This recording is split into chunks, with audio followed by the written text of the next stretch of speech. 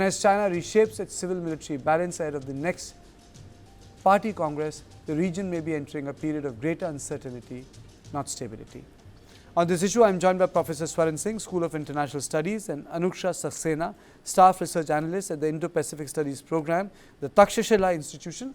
So I'll take now opening comments from Professor Singh. Sir, your opening comments: does a weak Xi Jinping, one, if he's weak, makes for an aggressive China, a sort of an adventurous China?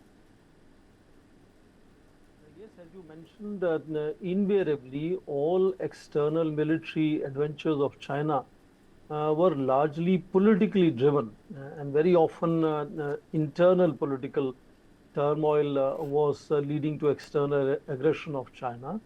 And therefore, because the moment he started his third term in office, he has constantly displayed that discomfort or disjunction with People's Liberation Army officers. And we know now that more than 200 of them have been dismissed over a period of time. And these are officers of the rank of Major General and above. And of course, a larger number of about 20 plus being Lieutenant Generals and higher officers.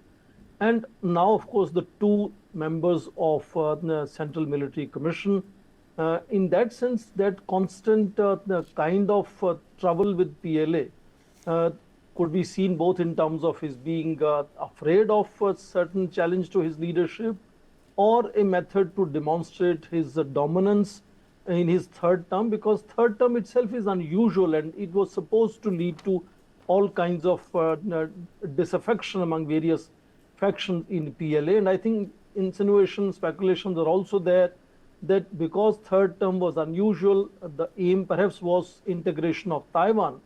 And PLA perhaps is not prepared to take that kind of military action to take over Taiwan. And whether he is at all thinking of his fourth term and end of October next year, we will know. And fundamental trouble with Xi Jinping has been, which makes all this turmoil and disjunctions visible, is not clearly defining his successor team. And when you don't define your successor team, that leads to all kinds of sort of speculations and factional fights and all kinds of ambitions among various leaders as to who think they could perhaps remove him and take over power from him. And fundamentally, I think this kind of turmoil is not good news for either internal politics or development of China, or for external relationships, including India. So I think it is important to keep a watch on the things that are happening. And I agree with the Ambassador Gokhale's analysis that you mentioned in the beginning, that perhaps it is important for India to keep an eye on what is happening inside, because invariably in history we know that you can't depend on political party, the Communist Party of China's narratives. There are stories of Lin Piao fleeing China. There are stories of Po Xilai involved in murder of a British person.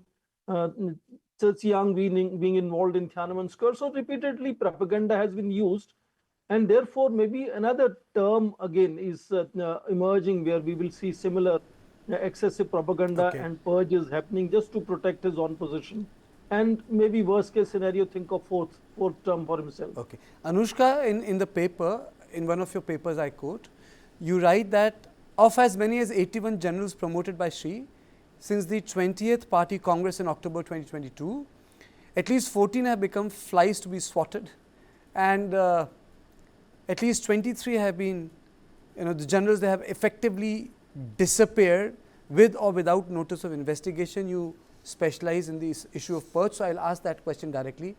What is this purge one telling us? Weak Xi Jinping or a Xi Jinping in control? That's one. And then we'll come to the result. What does it mean for its neighbours? First this. Right. Thank you so much. So firstly, on the question of what is this purge, the fact that Zhang Youxia was targeted is definitely surprising. At one point in October 2025, when a a unique clique or a faction that was oriented towards Taiwan was targeted, and all of them fell like dominoes. He Weidong, the second vice chairman of the CMC at the time, Admiral Miao Hua, another member of the CMC, Lin Xiangyang, who was the commander of the Eastern Theater Command, all of these people belong to a similar experiential or operational background that is Taiwan oriented, and their careers were all built in the Fujian province, which overlooks the Taiwan Strait. So at one point, when all of these generals fell like dominoes in October 2025, it felt like Chang Yusha had achieved what he wanted to, which essentially was either deprioritization of the Taiwan angle in the PLA's preparedness work, or deprioritization of the missile angle in the defense budget, or something or the other that essentially Zhang Youxia potentially thought wasn't good for the direction in which the PLA wanted to go. Nonetheless, the purges themselves are a feature, not a bug, of how the Chinese party state ecosystem functions. And more often than not, they have political reasons behind them.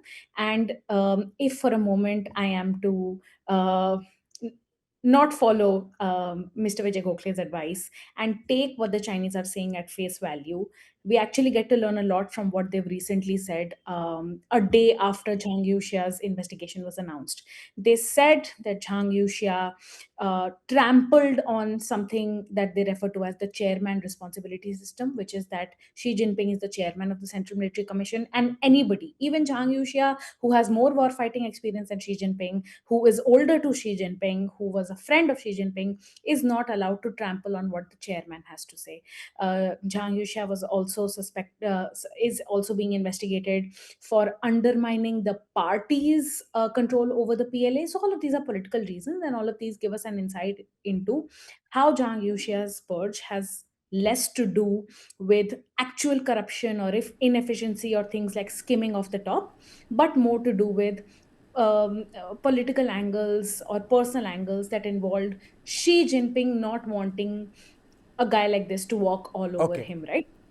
And as for just quickly a point on whether she emerges out of this with more control or less, look, again, I have my skepticism about the argument that this signals weakness, especially the purge of Zhang Yuxia. If anything, it seems like now the CMC only has two members, Zhang Shengmin and Xi Jinping himself. So essentially, when before the 21st Party Congress in 2027, when Xi Jinping creates a new Central Military Commission, everyone else on the CMC is going to owe their careers to Xi Jinping. So this is essentially Xi bringing the house of cards down and then building a new one from a deck that he has stacked on So, his own. Anushka, what does it mean for neighbors?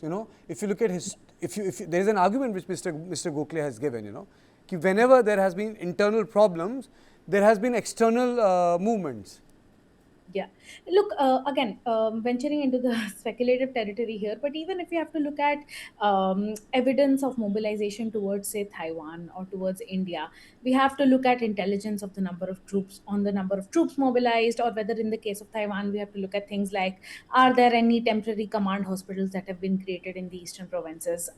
Is it that the missiles that are usually kept in different pieces across the country, they've all suddenly been strapped together and are now being moved towards Fujian or Jiangsu? None of that is happening, right? What is happening is the conversion of maybe foreign US dollars into gold, but that's happening across the world.